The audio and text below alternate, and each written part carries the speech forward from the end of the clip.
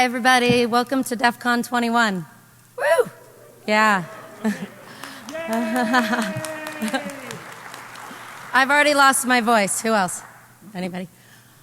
So we wanted to have an opening speaker this morning that we feel like could handle the heat of the moment out there going on right now, and invited a former Fed up here. He's used to dealing with North Korea as special envoy for the United States, so I think he can handle the heat we can give him here. Also, Joseph DeTrani, Ambassador Joseph DeTrani, was recently Director of Nuclear Nonproliferation for the United States, and he's now President of INSA. So I think it's really interesting to hear him talk today about the convergence we're seeing between cyber and nuclear. So with that, everyone give Joseph, Ambassador, a warm welcome. Thank you.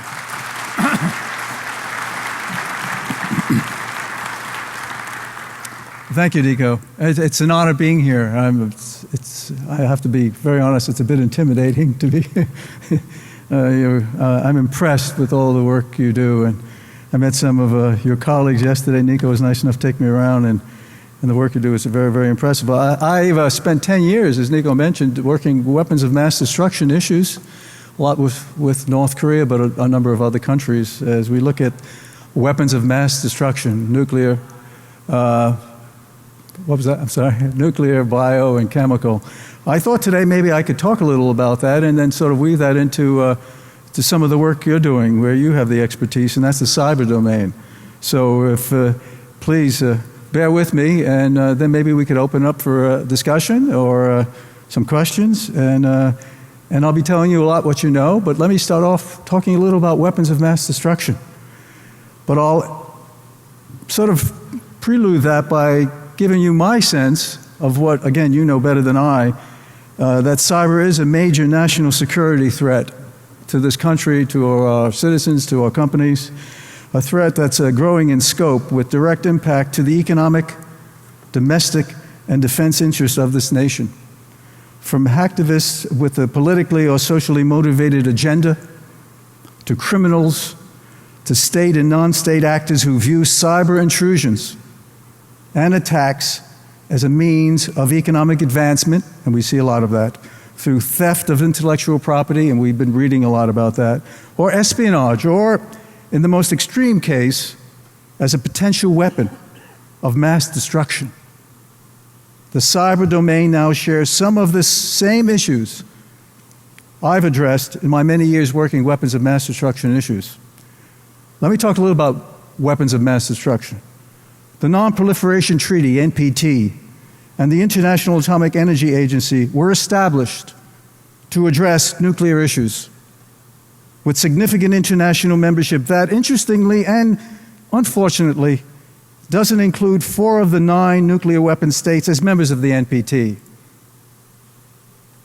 The reality is that the number of nuclear weapon states could increase significantly if North Korea retains and enhances its nuclear weapons capabilities, and Iran pulls the trigger and manufactures nuclear weapons, which they could do in a few months once the Supreme Leader, Khamenei, makes this decision, which some say is inevitable, despite the election of Rouhani as the new president.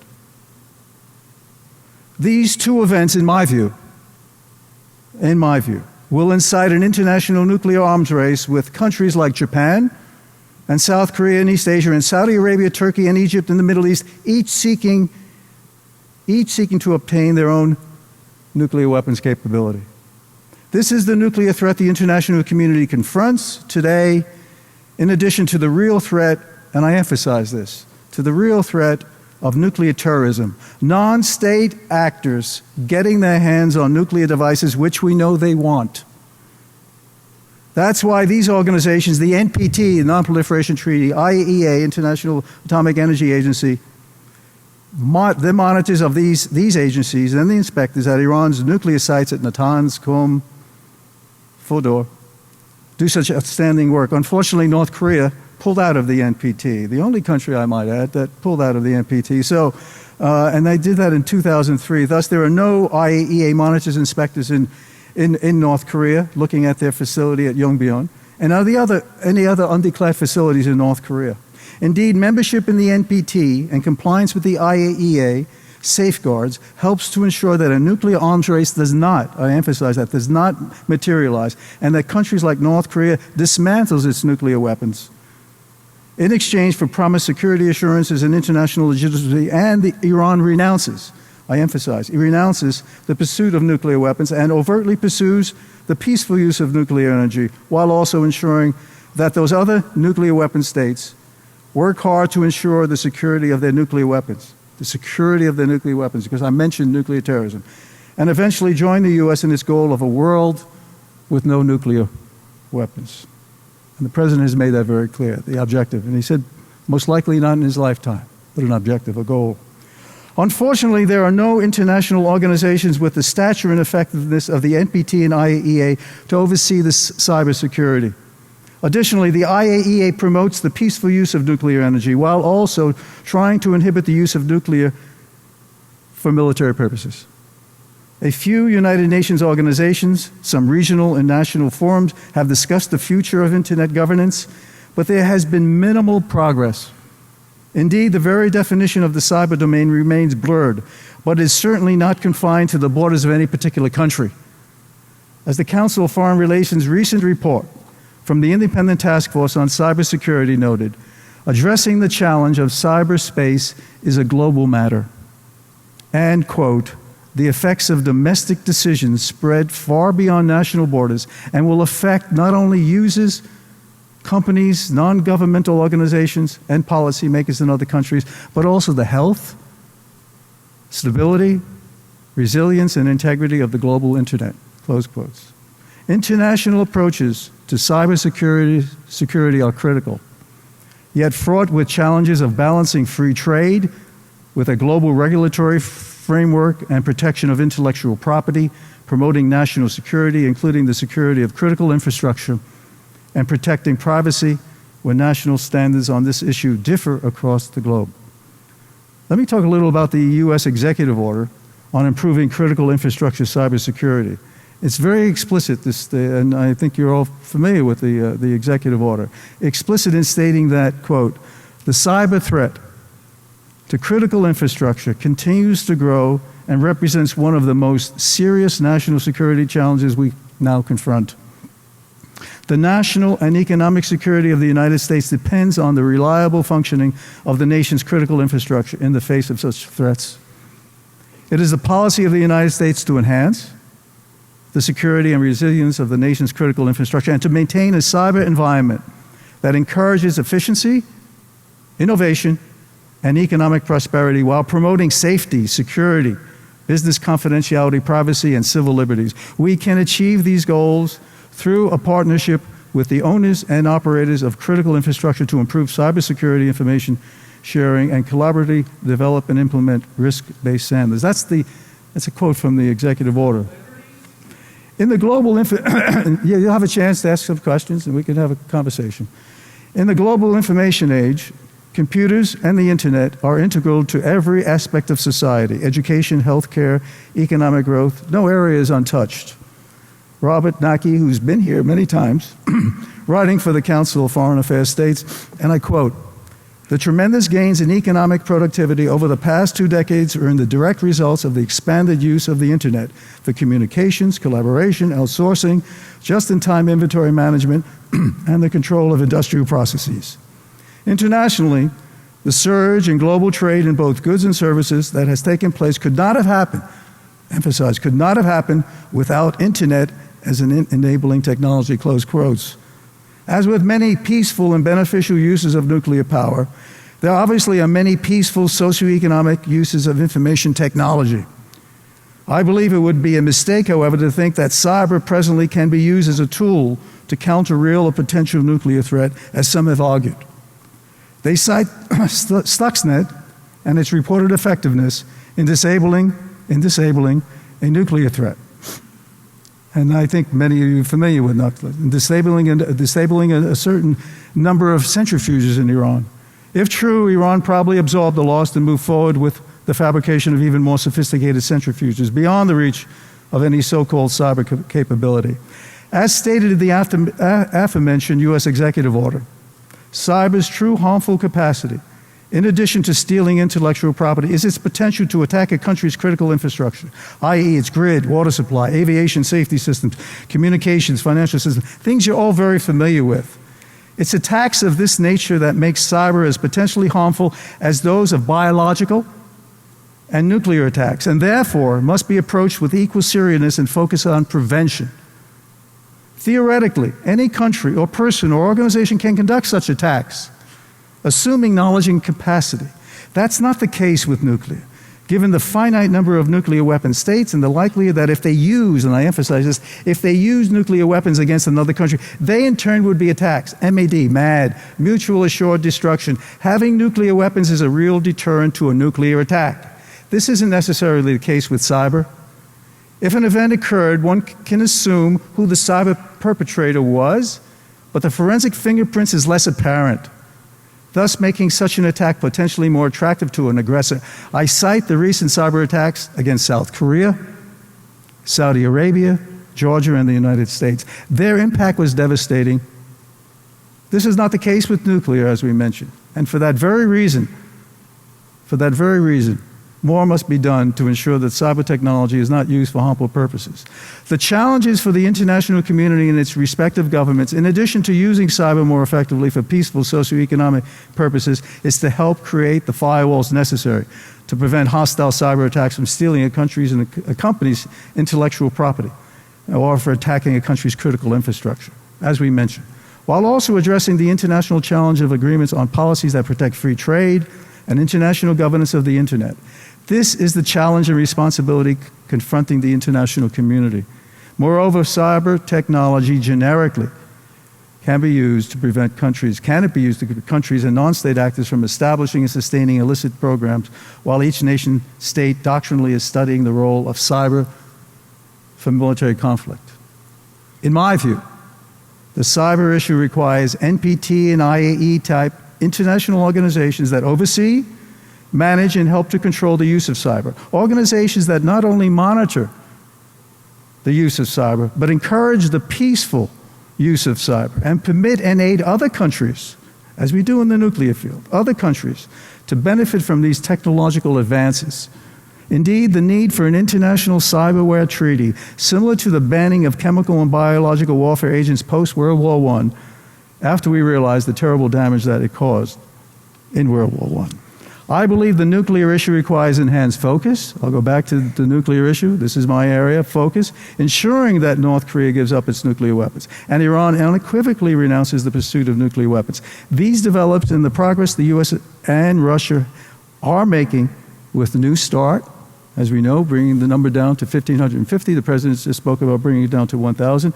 Will put the international community on a road towards a world with no nuclear weapons. Robert Oppenheimer, the father of the atomic bomb, understood the need to move in this direction when he observed that the first detonation of a nuclear device on July 16, 1945, citing Hindu scripture that, quote, "I am become death, destroyer of the world." We have the opportunity and the obligation to move in a different direction, not to destroy the world, but to enhance it. Most of you are experts in the field of information technology. You understand the cyber domain. You understand its beneficial impact on all our lives. You also understand the harm it can cause if used improperly. Indeed, we look to you to develop better tools and to help establish policies, and I emphasize this, policies to fortify and protect our networks. We look to you to develop more secure systems, to help discover terrorist plots, to uncover human trafficking, criminals, corruption, and WMD programs.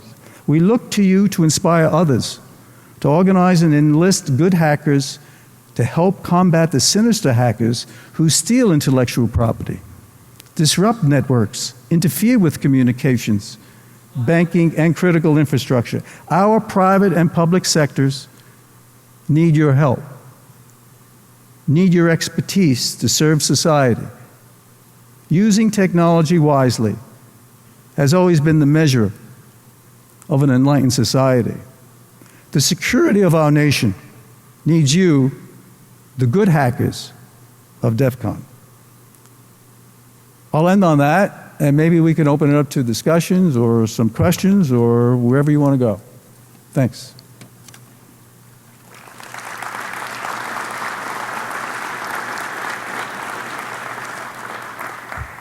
Any questions? Please, sir. I'm sorry, we have a question here. Please go ahead.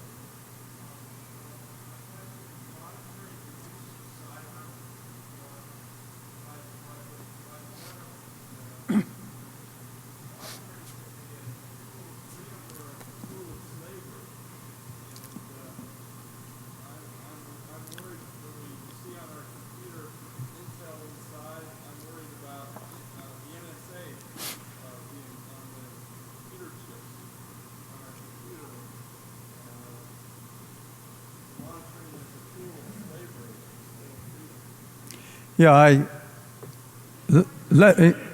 do we want to take this or do you want to ask? Do we want to take this question first? Repeat the question. Repeat the question.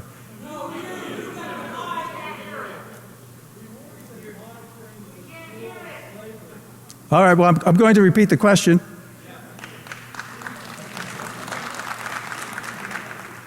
Monitoring by the government can be a tool of repression. And the assurance is necessary to ensure that the government is not doing, I assume that's the question, is not doing that. Well, let me tell you, I've been working WMD for 10 years. 10 years. I've been working North Korea, I've been working a lot of other issues. I've been working a lot of other issues if it relates to weapons of mass destruction. I can tell you this, if you want to get to what we've been talking about, the Snowden disclosures and so forth, my exposure to that is what you've been exposed to, is that those programs were authorized by the three branches of government. The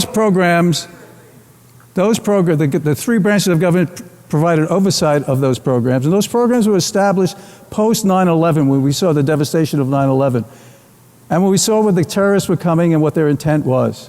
So you have the three branches of government authorizing it, you have the three branches of government overseeing it. That's what it was, and they've been effective according to the record. The fact of the matter is, a decision has been made to make this more overt and more of a discussion. I don't pretend to be an expert, I have the knowledge you have, but I think you have to have an open mind. If there is a discussion, participate in that discussion in a meaningful way. Listen to let me finish my statement.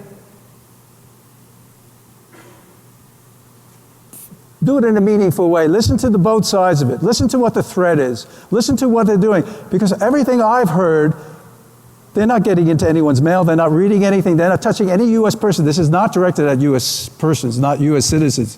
This is looking at foreign terrorist threats to the country.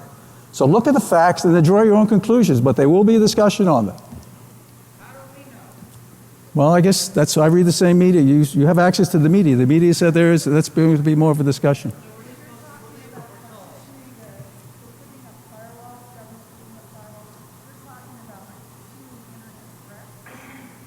No, what I'm talking about, the question is putting up firewalls. When I say putting up firewalls, how do we protect, because the internet has no borders. It's global. How do companies protect their intellectual property? How do governments protect their critical infrastructure? Putting up firewalls, looking at securing networks, doing what's necessary to ensure that we are protecting our intellectual property, we are protecting our critical infrastructure.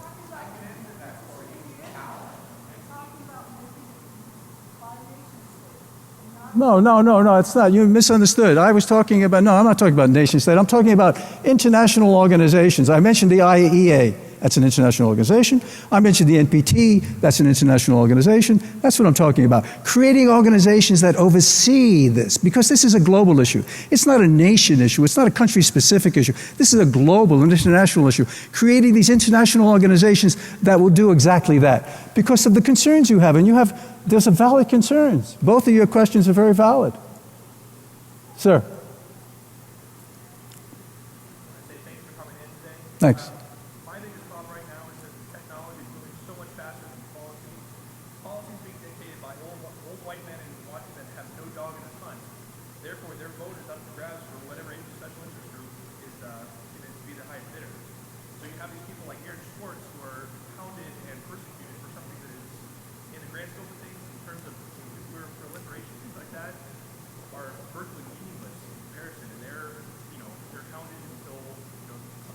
happens, like they end their own life because of the Right. jail time they're facing. And that's the problem I have, is that we have all these people that are making policy that don't understand that the policies that they're dictating and the outreach that they have.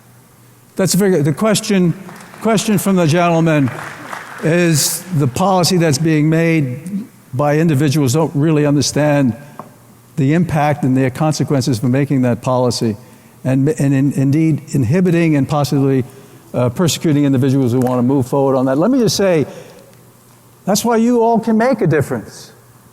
You have the expertise, and you're not all old white men. Look around. You can make the difference. You can get involved. You've got to. You can have that impact. Now you can have that. You can have that impact also with your representatives, because this is a representative government, right? It's a republic. Make your impact with your representatives, and also get involved in the issues. I can't emphasize that enough. Okay, guys, we have a microphone now that we can use for Q&A. So if you could form a line over here.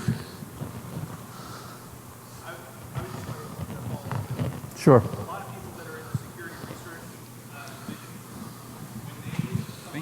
when they uncover some sort of security law, right now they have to watch their back. Even if they're doing it with altruistic intentions, they can still be prosecuted by a company or We're not on a cable news show. I appreciate it. Okay, can I ask a favor of you? If you would be kind enough, sir, to come up and use the mic. I think the lady is absolutely right, so everybody can hear it. Sorry, I was just going to say that I appreciate your response. The only thing I was going to say was that in the security research division that we have right now, the way things are right now, if someone uncovers a security flaw, they have to watch for government prosecution for being sued by Cisco or some other company, because they're uncovering a flaw and they're making public knowledge of a security issue. And it's not really in their best interest to, like you said, to participate in that theater, because they're basically opening themselves up to attack. Yeah, the only thing I can say in that, and I don't pretend to be an expert, this is really, cyber domain is not my area, but my sense of working issues that's somewhat related, because I see cyber as being potentially a weapon of mass destruction when you look at the consequences and the need to sort of get hold on in a global sense. That's why I cite the IEA, I cite the NPT. This is something that we have to come together on, and we have to do it quickly. Further to your question, that's exactly it. I mean, so that when individuals find fault, they look at networks and they look at, they shouldn't be intimidated by that. They should be rewarded for doing that, to protect intellectual properties, to protect infrastructure and so forth. That's all positive. So I think what you say makes sense, and I think working as not necessarily as a team, but certainly as a team, but I've been galvanizing that, and look at what you have here at DEFCON. Yesterday you had Black Hat. You've that whole cyber issue has a lot of traction. This is the time to come together on that, working with representatives, getting involved with, let me just say, and I know this sounds trite, but getting jobs with the private sector, many of you are doing, getting jobs with the government, many of you are doing, getting very much involved so you become the new culture. And it's not just, as you described, those old white men that are making these decisions and so forth. You become, and you move us in this new domain, which has significant consequences. So I think your questions are very good. Thank you.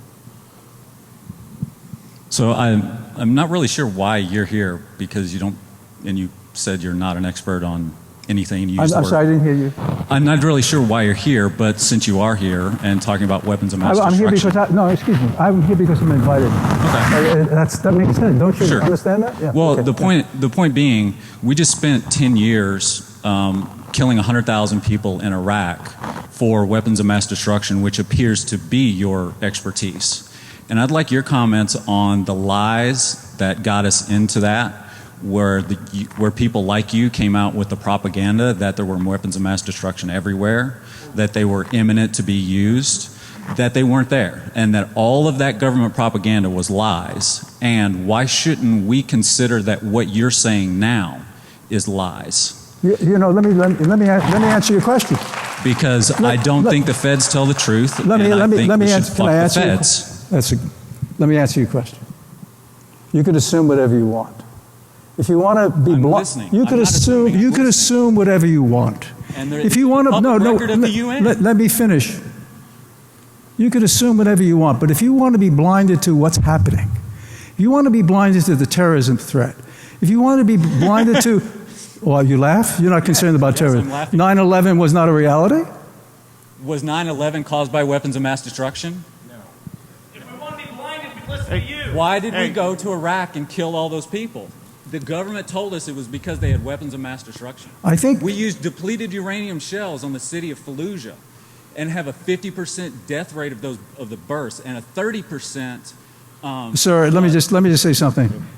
In my presentation this morning, I was not talking about Iraq. I think. But that's what we want to talk about. But okay, that's fine. You want to talk about it. Weapons of mass destruction. The fact of the matter is, and I'm not going back to the history on this either, because I think the record is very clear that Saddam did not have weapons at that time, and I think the government has said that very clearly. The fact is, when you go back to the first Gulf War, when you go back to what Saddam was doing, when you go back to his plans, when you go back to some of the scientists who were working on it, Saddam was pursuing it years before that. At the moment, at that time, no, and I think the record is clear on that. But the fact of the matter is, that should not blur you to the fact of what's going on in Syria with chemical weapons. That should not blur you to the fact that if Iran goes forward with nuclear weapons and North Korea retains those nuclear weapons, it shouldn't blind you to the fact that terrorist organizations are trying to get their hands on this material. That's a reality. And the reality that the government is lying about those things. Well, if you want to believe the government is lying. You could believe what you want, but I can tell you this: you have a lot of dedicated Americans working these issues who care about the safety of American people, care about the safety of you and all of us in this room here, and spend time doing that because we know what the threat is and we're trying to communicate that. Now, if you don't want to hear that, if you don't want to be oblivious to it, that's your business. But there are a lot of people putting their lives on the line to protect all of us in this room. No, that's not what they're doing. move on. Okay. Thank you for being here. I think this is a question you don't need to answer, but who participated in creating the speech? I'm sorry? Who participated in creating the speech? What speech? Like the one you just gave. I did. Only you? Only me. Okay, thank you. You mentioned Iran at the beginning of your speech. You said that they were months away from creating a nuclear weapon. Considering that we've been hearing that for the last 30 years, most particularly in the last 8 years, and it hasn't happened, why should we believe you now when you've been so wrong in the past? Sir, let me ask all of you to do something. And I know you're all very smart people, and you really have cyber, and you search the internet. Go on to the Board of Governors report, the Director General of the IAEA, Amano. Every 3 months he does a report to the Board of Directors. Go to the May 22nd, 2013 report and see what the IAEA, independent organization, says about Iran's program, about the 17,000 centrifuges, about the sophistication up to the IR-4 centrifuges, about 180, now it's 190 kilograms of uranium enriched to 20% purity. And we know the red line being 250, and we know to go from 190 to 250. Of the 6 tons of uranium enriched to 5% purity. We're talking about 5 to 6 weapons. Talk about what the IAEA, it's not what I'm saying, it's not what the US government's saying, it's what the intelligence, what the IAEA is saying. Read that report and the ones that preceded it, and the new one is coming out in a few weeks, and then draw your own conclusions. We have all these reports going back years and years and years. Every year it's a scary report about Iran. I'm sorry, I didn't hear you. Every year there's a scary report about Iran developing nuclear weapons, and they've never developed nuclear weapons. We're not talking about them developing. We're saying they have the capability, and they're at a tipping point. And if they make a decision, Khomeini makes a decision, they could do that. They could do that within months. Hopefully they don't make that decision. Hopefully that isn't, because it will open up, some suspect, I assess as a person, that would open up an arms race in the Middle East. Because I don't think countries are going to sit there. When you look at the Sunni Shia aspect to it there, when you look at Iran's support to Hezbollah, when you look at what's going on in Syria, I think that would be a concern. And let me put it very bluntly. If you're sitting in Israel, Iran with nuclear weapons is indeed an existential threat. So you've got a lot of factors there that you're considering. I'm sure for the Iranians, Israel in possession of nuclear weapons is a far greater existential threat than the threat that Iran might develop nuclear weapons sometime in some undefined future. Sir, Especially, Iran is a signatory. Just read the board of you draw your own conclusions. You make your own. I'm making my own assessment. You make your own assessment. Yes. Have you read the board of directors report? I have not. Have you read any of their reports? Even if he accepts it, though, he's saying that he trusts other states less. So even if he accepts that they're doing it. Accepts they're doing what? Accepts that Iran is making those. I'm sorry. I'm not following your logic. I'm sorry. I give up. Okay, I'm sorry. I think the way that you are approaching the cyber issue is wrong-headed and misses the point. So we don't need an international No, but government? I think I can tell you, you talk about protecting our nation's grid and so on. If our nation had a power grid that was robust, you wouldn't need firewalls protecting other people or protecting us from other people. We need to make what we have secure. And then this talk about monitoring the world's cyber, which is pretty ridiculous because it can't be seen. I mean, the things that you're talking about might work when people have to haul weapons around the world, might work when there are actual problems, like you could drop a bomb on this. But if the grid is robust, the grid will be robust even if people are poking at it. What we need to do to be secure is to be secure in and of ourselves and stop playing this game like we can control the world, like we can see cyber and it's some sort of weapon we can stop. It will never work.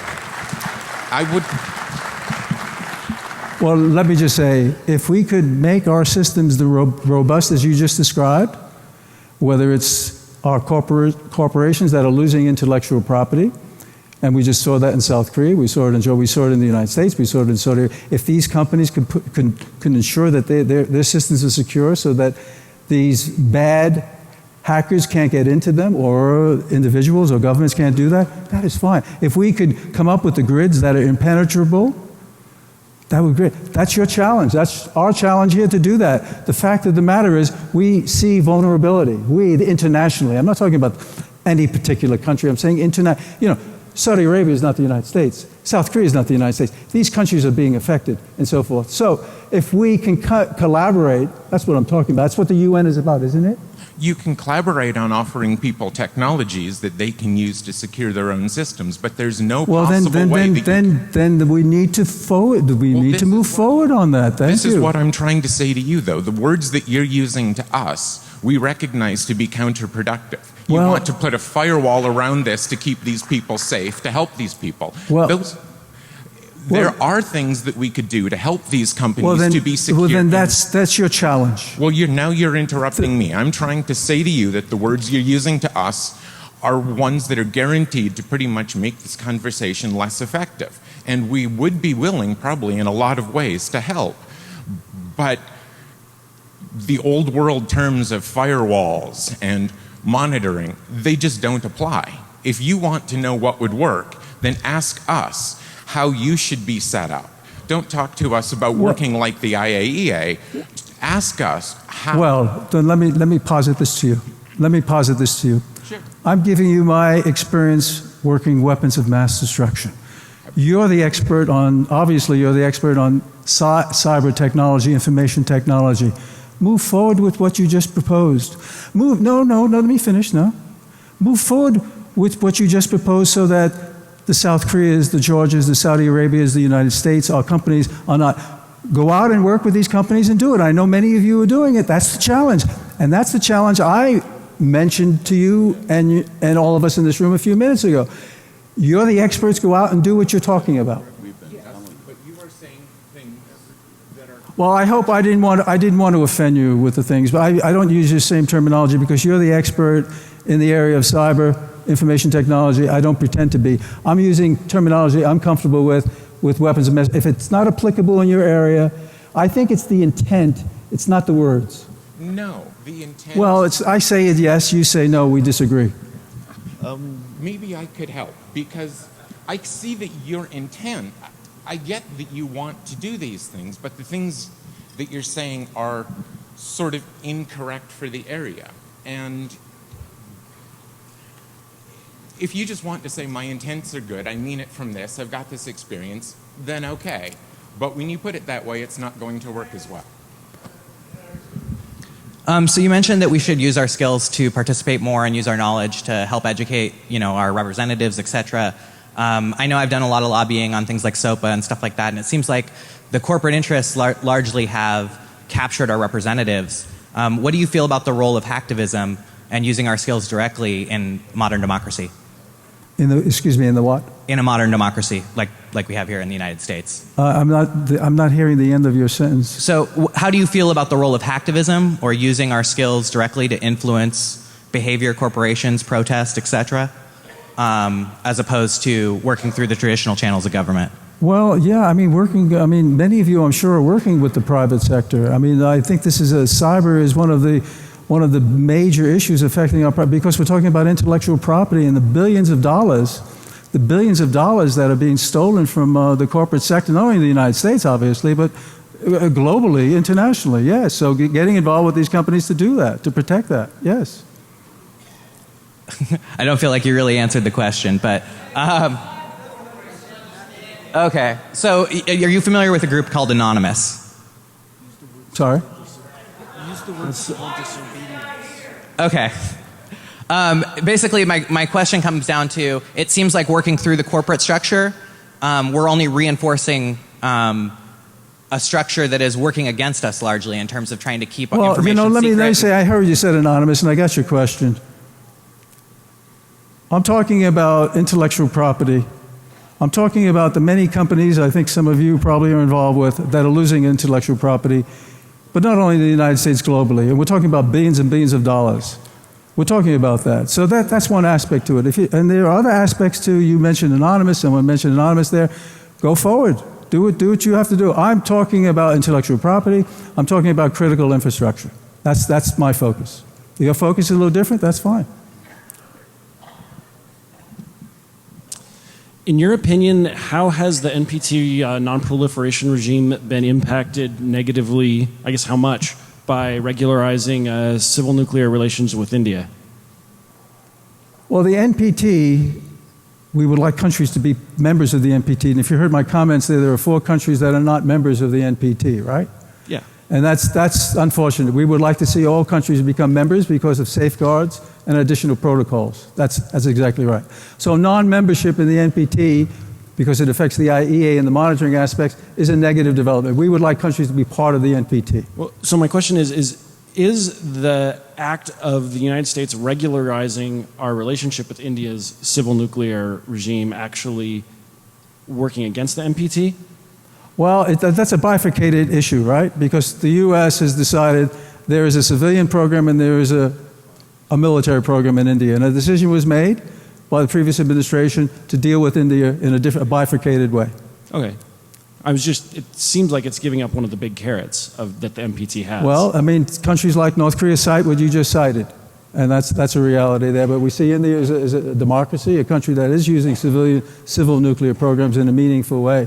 And that's the bifurcation. Okay. Thank you. Hi there. 2 things. The first one, a shout out to DEFCON for closed captioning there. I think that's fucking cool. So, yay, DEFCON. And then the second thing is, I guess I'm a little perplexed because, oh wow, I'm shaking. Because it seems that in terms of resources that the government spends in terms of dealing with cyber warfare, it's always through the lens of state agents. That's the threat. And it seems to me that there's billions lost every day by people who are victims of cybercrime, and that the NSA's mandate, for instance, doesn't at all deal with that, and that the government resources don't at all seem to address this. Yet to me, and maybe I'm wrong, but it seems to me that that is proportionally, in terms of its economic impact on the US and other Western nations, the much bigger threat. Thanks. Well, those are fair comments, and you need to get involved, and all of us need to get involved. It's a multi-dimensional threat. I think you just cited that. Ambassador, I'm wondering what you think the prospects are for restarting the six-party talks around North Korea, especially given it seems that most of the major players continue to fail to recognize the importance of signing a permanent peace treaty 60 years after that. I think it's a good question. I think it's important to get back to negotiations with North Korea. I think North Korea now has indicated with the new government, Kim Jong-un, that they're prepared to address the denuclearization issue. It's not a question of non-proliferation, it's a question of denuclearization.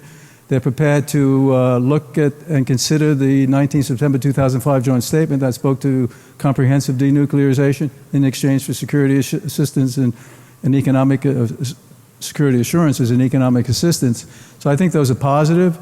I think the concern of immediately coming back to the six-party talks is how sincere is North Korea with this approach. And I think if North Korea continues to be sincere as they say they are, and they're saying this to China certainly and publicly now, and cease and desist with more threats and attempts to intimidate and nuclear tests and missile launches, I think the sense is that the negotiations will resume, and because we need to be successful with North Korea.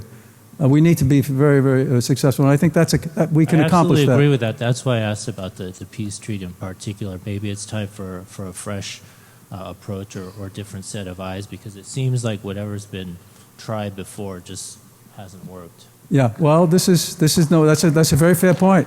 That's a fair point, and this is exactly being reviewed. No one wants to go back to talks for the sake of talks, because as we've been talking, North Korea has gone from 6 to 12 nuclear weapons. We believe they have a uranium enrichment program that's also fabricating weapons. We see nuclear tests, missile launches. Now they put a satellite in orbit.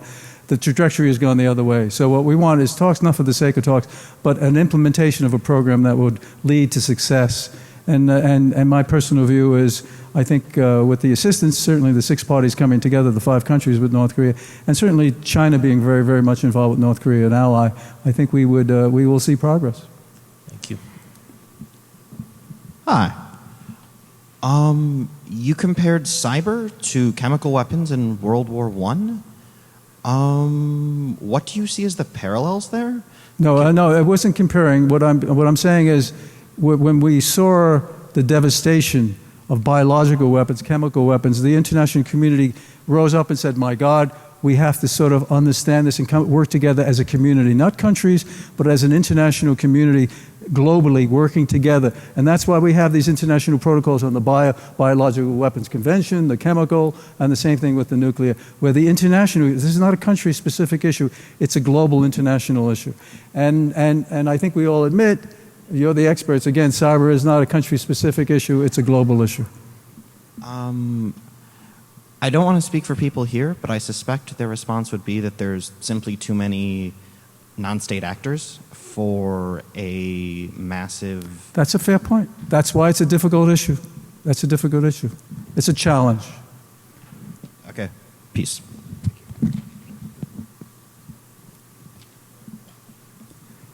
Okay, any other positive comments? Any other good questions? Actually, good? no, we need to get the next speaker. Okay, we got the next speaker. So good luck, and use that energy, use that expertise, and help this government work with the international community so that we do counter the potential threat and use it in a peaceful, meaningful way, which it is. So you are the experts, so good luck to all of you. So we don't want to get a compliment.